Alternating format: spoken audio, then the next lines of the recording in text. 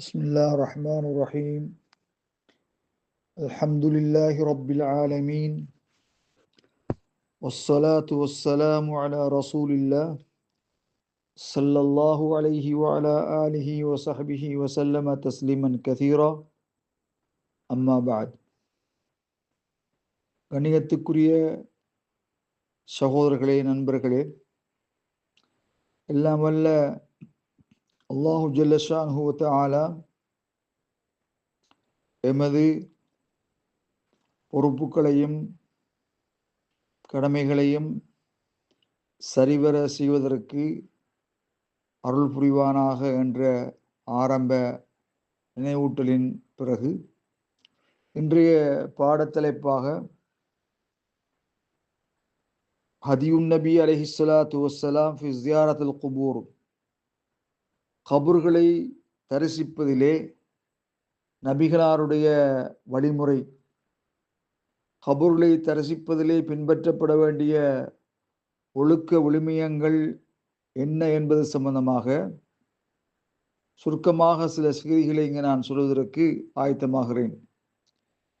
கண்ணியத்துக்குரிய சகோதரர்களே, ஜியாரா அஷ்ஷரஇய்யா வ ஜியாரா அல் பிதஇய்யா அல் குபூர், கபர்களை தரிசிப்பதிலே மார்க்க அனுமதியுள்ள அனுமதி, கபர்களை தரிசிப்பதிலே நூதனமான விடயங்கள் என்ன என்கிற சம்பந்தமாக முதலிலே நாங்கள் கபர்களை தரிசிப்பதிலே மார்க்கம் அனுமதித்த விதிமுறைகளை பற்றி சுருக்கமாக நாம் இங்கு அவதானிக்க இருக்கின்றோம். கண்ணியத்துக்குரிய சகோதரர்களே, அஷ்ஷரஇய்யா என்று நாம் கூறுகின்றோம். அஷ்ஷரஇய்யா என்பது அஸ்ஸலாத் அலல் ஜனாசா, ஜனாசா தொழுகைக்கு பிரார்த்தனை செய்வது, ஜனாசாவுக்கு மரணித்தவருக்கு பிரார்த்தனை செய்வது. நபி ஸல்லல்லாஹு அலைஹி வஸல்லம் அவர்கள் யஸூரு அஹ்லல் பகீ, பகீ என்று சொல்லக்கூடிய மதீனாவிலே அமைந்திருக்கின்ற மையவாடியைத்தான் பகீ என்று சொல்வார்கள், அல்லது பகீயுல் கர்கத் என்று சொல்வார்கள். ஆனால் நவீன காலத்திலே புரியாத மக்கள், அறியாத மக்கள் ஜன்னத்துல் பகீ என்று சொல்வார்கள். ஜன்னத்துல் பகீ, அதில் அடக்கம் செய்யப்படுவது புனிதமானது, சிறப்புக்குரியது என்ற கருத்துக்கள் மக்களுடைய நம்பிக்கையில் இருக்கின்றது. சகோதரர்களே, அந்த அஹ்லல் பகீ, பகீ என்ற மையவாடியிலே, மதீனாவிலே அமைந்திருக்கின்ற அந்த மையவாடியிலே நபி அலைஹிஸ்ஸலாத்து வஸ்ஸலாம் அவர்கள் அவர்களை தரிசிக்கின்ற, அவர்களுக்கு சலாம் கூறுவதற்காக நபிகளார் சென்று வந்த நடைமுறைகள் நிறைய இருக்கின்றன. அதே போல நபி அலைஹிஸ்ஸலாத்து வஸ்ஸலாம் அவர்கள் யஸூரு ஷுஹதா உஹத், உஹது போர்க்களத்திலே மரணித்த ஷுஹதாக்கள், ஷஹீதாக்கப்பட்டவர்களுக்காக, ஷஹீதாக்கப்பட்டவர்கள் அடக்கம் செய்யப்பட்ட இடத்தை அவர்கள் தரிசிப்பார்கள். சஹாபா பெருந்தகைகளுக்கு கபர்களை தரிசிக்கின்ற பொழுது எவ்வாறு நடந்து கொள்ள வேண்டும், எவ்வாறான வார்த்தைகளை பிரயோகிக்க வேண்டும், எவ்வாறு பிரார்த்தனை செய்ய வேண்டும் என்ற செய்திகளை நபிகளார் சஹாபாக்களுக்கு கற்றுக் கொடுத்திருக்கிறார்கள். நபி அலைஹிஸ்ஸலாத்து வஸ்ஸலாம் அவர்கள் சஹாபாக்களுக்கு கற்றுக் கொடுத்த முதலாவது செய்தி,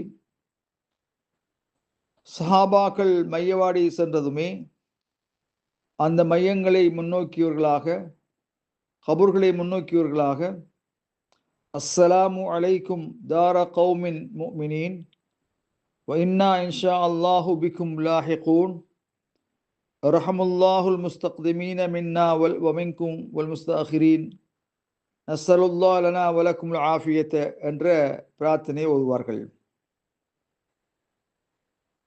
அடங்கியிருக்கின்ற மோமினான அடியார்களே, மோமினானவர்களே, உங்கள் மீது சாந்தி அமைதி உண்டாகட்டும். இன்ஷா அல்லாஹ் நாங்களும் உங்களோடு சேர்ந்து கொள்வோம்.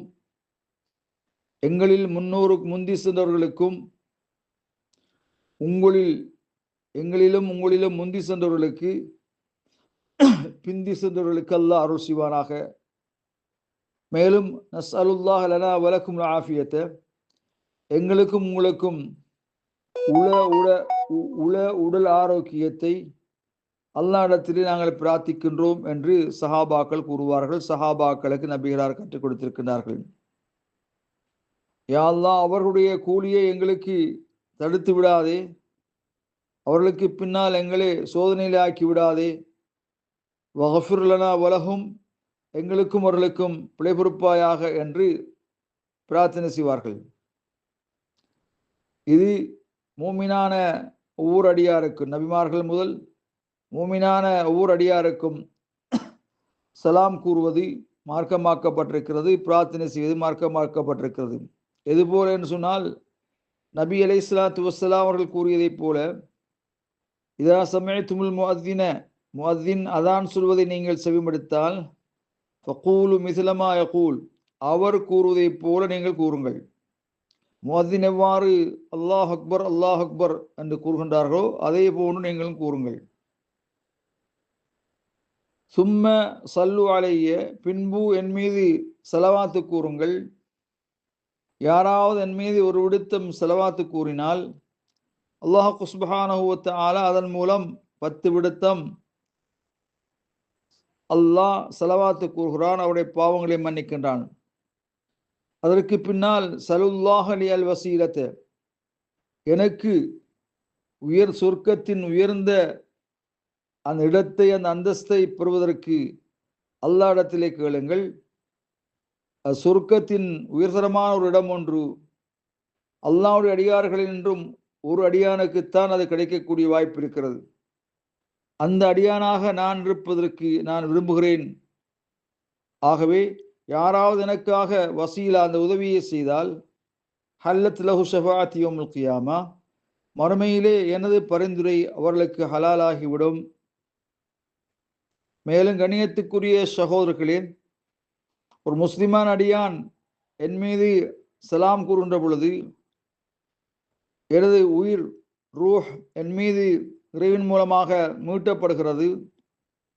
ஹத்தா அருத்தஹு அலைஹி சலாம், அவர் மீது நாம் சலாம் கூறும் வரை.